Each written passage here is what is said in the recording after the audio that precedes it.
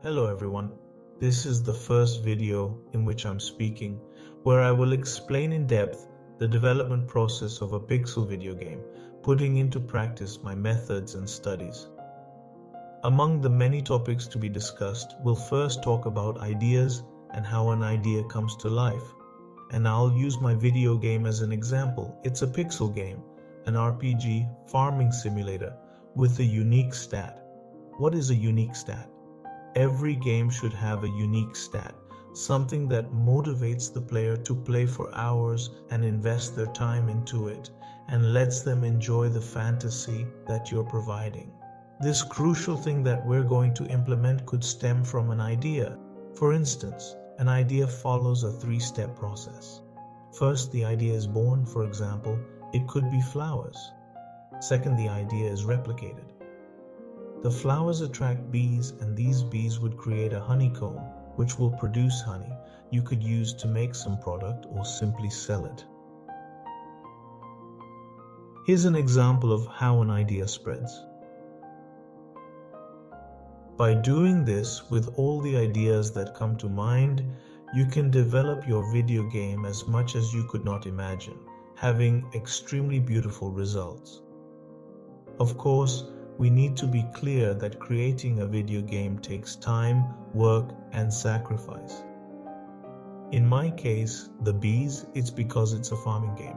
But if you're creating a tactical game like a Final Fantasy Tactics and wanted to add a different option with new abilities, that would take a lot more work, a lot more sacrifice.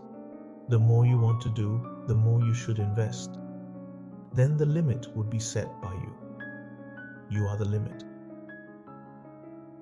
The next thing I'll show as an example is a schema tree, so you can understand better. First, we focused on the three fundamental themes that would be pixel art style, gameplay, special stat. Now let's start with the pixel art style. Here we will look at which style best adheres to what we want to create.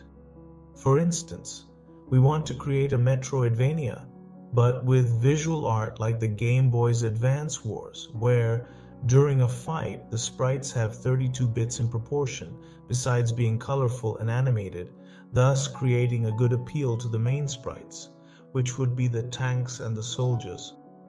There are also some artists who create their own art, like Stardew Valley.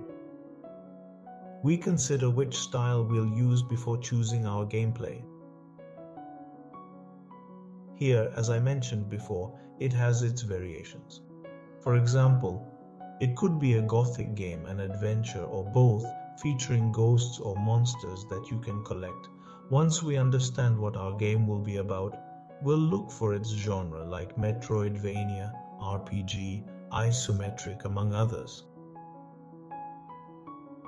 We then combine two important factors. Next, we move on to the most unique element, the one that is going to give life to our game, whether it is using ghosts at your disposal, granting you some powers similar to Kirby. This would be a simple illustration, but if we keep expanding our concept, it would result in a colossal video game filled with ideas and novel statistics.